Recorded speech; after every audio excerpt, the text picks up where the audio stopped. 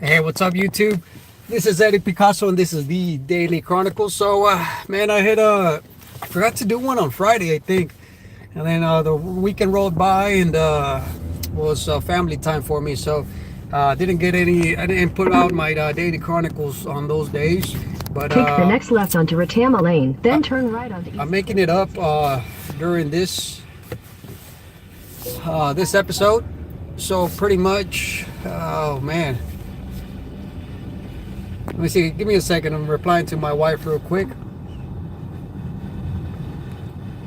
In 600 feet, turn left onto East Llano Grande Street.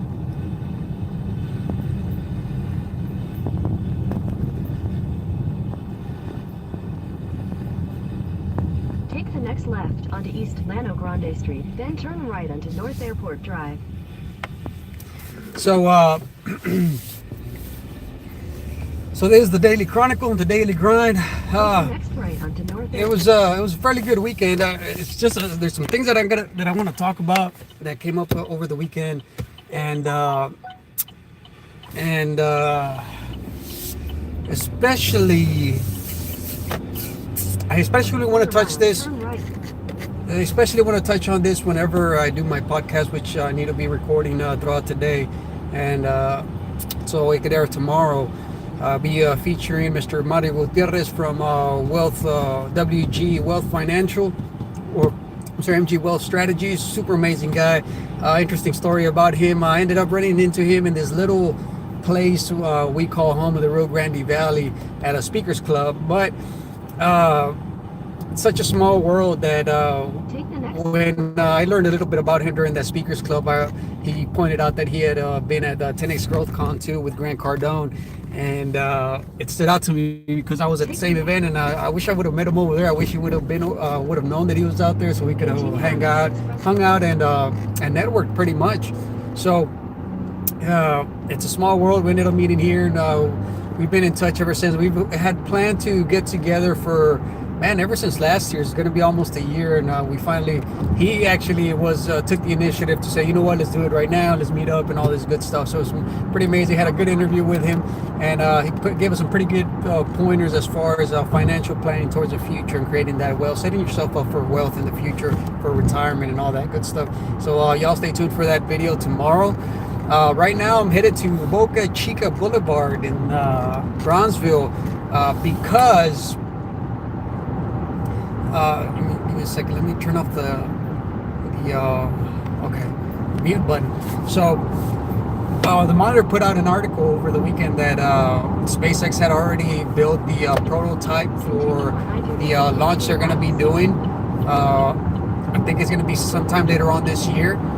And I've been wanting to go out there and take aerial shots of it, and not that I want to get in trouble with based on Grant Cardone principles, man. If you end up getting arrested doing a live feed or doing some type of media coverage, that just equals more likes or whatever, more shares. So not that I want to, not that I'm hoping for it, but I kind of want to get some pretty good views, pretty good shots of that rocket, man. See how close I can get. Anyway, so pretty good weekend. We spent the weekend with driving, man. It's one of the things that I want to cover on also the podcast and the blog. I don't know if you guys knew, but Westmer Drive-In is about the last standing, the last standing drive-in here in the valley that I know of, and pretty much one of the last ones in the entire country. Because I should do the research. You know what? I'm gonna look it up, see how many drive-ins there's still left. With all this advancement of the Cinemark theaters that took over, or the theaters that you actually go in, and then TV, and then TiVo, and now Netflix that's revolutionizing the movie industry and all that good stuff. It would be a good idea to. Well, it's pretty interesting that it's still standing up, and it still gets pretty packed, and we go quite often. So I kind of want to cover that, just how amazing it is. So we get to watch two features for half the price of a regular. Actually, a fraction of the price of a movie theater, so it's pretty awesome because we end up spending over $50 easily on a regular theater. But the reason I want to talk about it is because well, one of the reasons I want to talk about it, that's one, and then the other reason is because we ended up seeing The Mule with Clint Eastwood. Man, the guy, I can't believe he's still making movies. But there's a couple of things that I've seen over the weekend that have kind of evolved over the weekend, and that movie, the message of that movie was just, it was incredible. So even before that, what movie we were watching a movie. I can't remember which one it was. Man, I had it at the tip of my tongue, and now I completely forgot about it. Watched a movie on Netflix.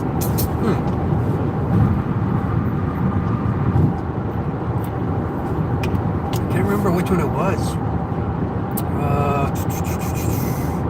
Let me think for a minute here.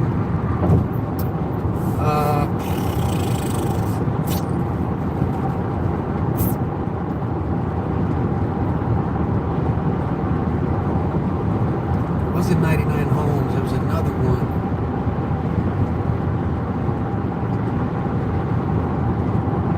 Anyways, I can't remember off the tip of my tongue, or I can't remember quite off my memory right now, but I can't. Anyways, so The Mule.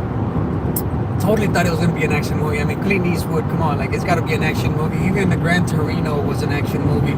And so I was expecting a big explosion scenes and this and that. And,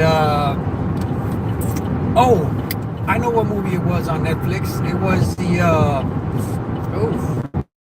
no, I don't remember. Anyways, it was about two brothers. It was, I'd have to look it up. But, Hell or High Water. Hell or High Water. Oh, nice. I go passing by the RGB Toros bus. It's pretty cool. I wonder where they're headed. Anyways, so yeah, Hell or High Water. Oh man, that incredible movie. Definitely recommend it. So two brothers, poor as dirt, and one of them just had gotten out of jail a year before. The one that stayed out of jail for the better part of his life, had no record, had no nothing, planned out a grand scheme of things to go rob some banks in order to save their family ranch, because the bank had taken advantage of him and foreclosed on him, and they were taking it away from him just because, or not only because, but one of the reasons was because they had just struck oil, and they were going to be getting that mail money. So they robbed a whole bunch of banks, and they did a whole, man, that was an amazing movie.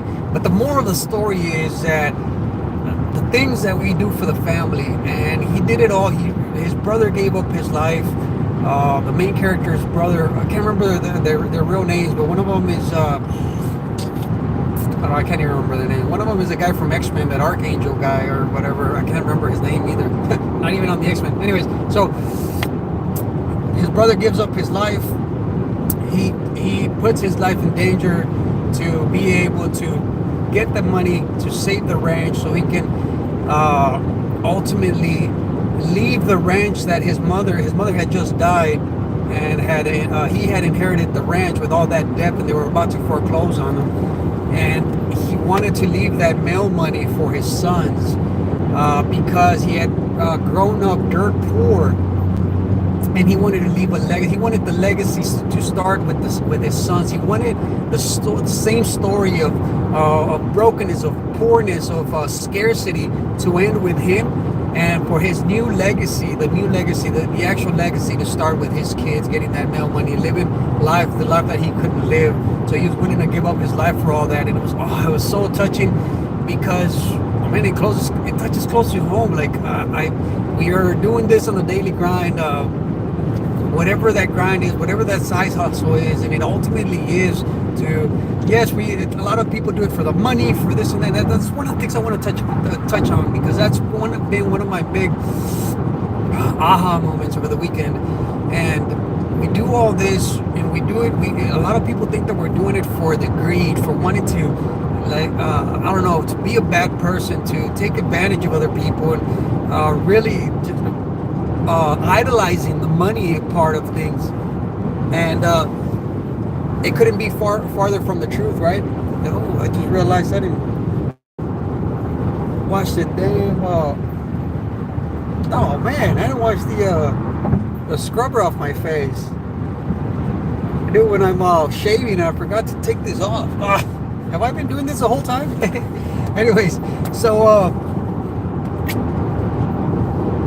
we a lot of times we do this for our kids, man, and that wasn't so smart. Oh, now my eyes are burning.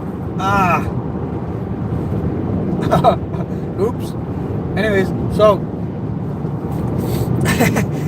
man, I can't believe that I left it on, and now it burns. Yeah, so we do everything for our kids. We do everything, and that's one of my big things. And I just finished setting up a little presentation that I'll be giving at the office tomorrow. It's kind of a lunch and learn type of deal where I introduce myself and not just talk about what I do, but actually who I am, who I am besides my profession. And one of the big questions that I noticed was that why is it that I'm doing the things that I do? What's the reason for them? And that's pretty much my purpose, my why. And it all comes down to my family, and it comes down to my family background. It's not a completely rag story, because a lot of my uncles, they're professionals. They went to school, they went to college, be it in Mexico or in the U.S. And they still have an education. But my story wasn't as glamorous. I come from a broken family. I'm considered what the current administration calls an anchor baby. And my brother and I were raised by a single mother who worked 12, 14, 16-hour shifts just to put food on the table, sometimes 2 jobs at a time. And we grew up poor, man. We didn't have it all good. And I've always had this feeling that I was meant to do more, to be more, to deliver a message, right? And for my creator. And deep down inside, I've always wanted for that legacy, the big legacy, to start with me. No more broken marriages, no more. Although I've already failed at one marriage, I want my current marriage to last forever, till death do us part, the whole deal, the whole 9 yards. So I can start my legacy here, and for there not to be any broken marriages, and nothing but prosperity and abundance and all that good stuff. So it was a super touching movie. Completely related to it, because we do even the lengths that we go to be able to provide for our kids, or for them to have a better future than us. And I think that was one of my big aha moments. Like, man, like oh, this guy's willing to give up his life for his kids, and he risks everything. And it's like, oh, so amazing. Anyway, so that was that's the first thing. And then this all came about because sometime last week, and I talked about having the opportunity to join the Tony Robbins team, and I had a big discussion with with one of my accountability partners, Bashar, and he was coaching me. And he was telling me how I get so caught up on the minutia of things, on the daily grind, that I completely forget or I miss the mark, as far as I miss the bigger picture, that this all comes down to family and being happy and loving who I am and loving what I do. And so it got me thinking of what I really wanted to do, as far as, do I want to really join the Tony Robbins team? Do I want to do the real estate thing? And last week I mentioned that the real question for me needs to be that what is the medium that I want to use to be able to give my message to the world, right? And it ultimately being even more than that. Bashar kind of has a way of doing things, of talking to you, that it kind of makes you think and wonder. And I kind of it made me think to the point that my head started hurting, just because I was still, and was just a little bit. I'm 99% over this cold and this sinus infection, but still I have those, like, I can't think for too long, or my mind starts hurting for some reason. And so he made a really good point that it's not the medium that matters. It's really being ultimately in touch with yourself, and being able to love yourself and love, and just being. It's not about the money, because no matter how much money you get, and I'm thinking about it right now, and as I'm repeating it, I repeat my old stories, and I realize that they were just stories, limiting beliefs. I was saying to myself, and I should know better, that these are all they're all stories pretty much, as far as you thinking that in order for you to do something, to build something, you need to have that money, that money's going to make you who you are. And it couldn't be farther from the truth. And that's why I say that I get tunnel vision, because although I know that the bigger picture is to ultimately be happy and live happy and love what I do, love myself, love my family, provide and contribute beyond myself, I still get tunnel vision a lot of times, and I lose focus, and I start thinking that I really need to make this money, and I really need to really get that one big home run so I can have the money to do whatever I want and really truly live happy. And I realized talking to Bashar that it was like, man, I've got it totally wrong. My priorities are completely upside down, and it's not that. It's a matter of just, who cares about the money? If the money is meant for you, there's a quote that I keep repeating over and over again on some of these live feeds, and that is, and it's scripture from the Bible that says, "For I know the plans I have for you, declares the Lord, plans to prosper you and not harm you, plans to give you hope in the future." And so a lot of times I forget that, and it's like I make it. I try to be more, and I think that the vehicle to do this, I start believing that the vehicle to do this is through money, and it's completely the opposite way, because the more I thought about it, it's like, man, like if God wanted really for me to have money, for me to have these breakthroughs, for me to, it's all on Him. I need to believe that He has that plan for me, whether it's having that money, that tangible money, tangible wealth, or having that intangible wealth, that's just happiness and wealth as far as your family, your health, and just being plain happy. And that's the true meaning of abundance, being happy, knowing that everything that you have now is enough, more than enough, than you need to actually do something, to be happy. And there's so many quotes going through my head right now, and I don't want to lose track of where I'm going, so I'm kind of like leaving all those quotes out. But there's a lot of good quotes that kind of touch on that. That's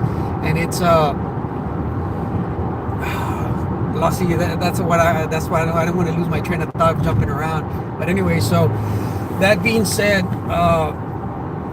another thing I was listening, and I don't know if you've seen my build. If you log into my Facebook page, you can probably see the build that I did, my AR, over the weekend. And after thinking about all this, like, man, I really need to love what I'm doing, have fun, stop and reflect and celebrate everything that I've accomplished.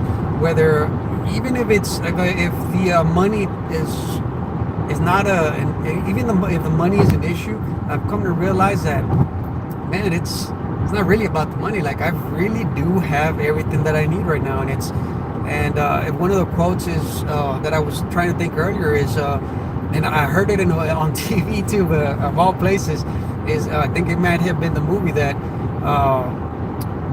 God doesn't give you more than you can handle.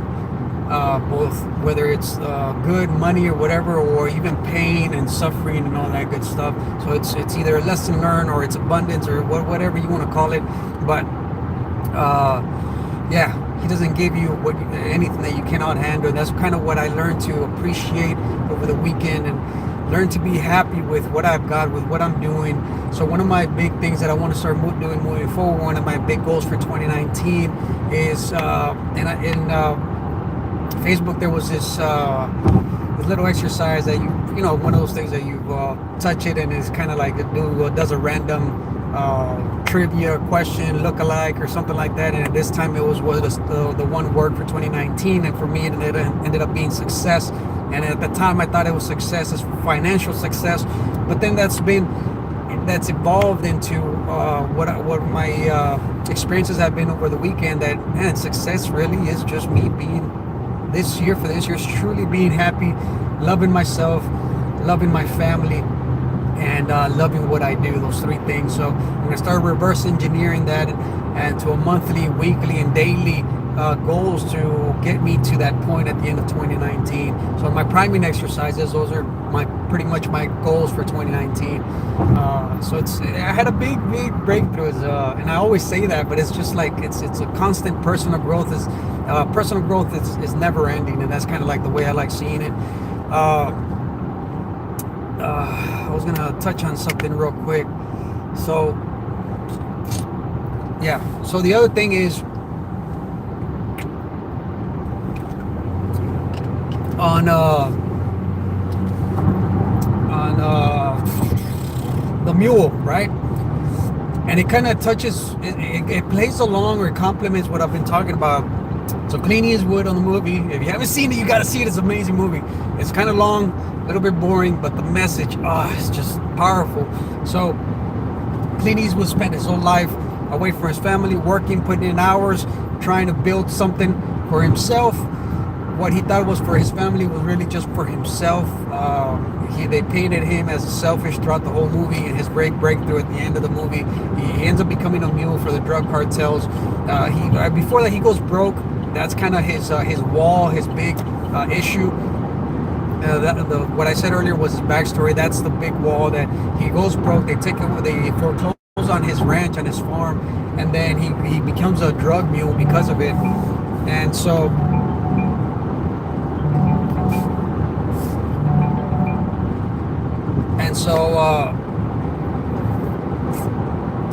it ends up being that he starts building some pretty good wealth, making all that pretty good money. But then the moral of the story is that he spent his whole time trying to build something that he completely lose focus on what was really important, and that was his family.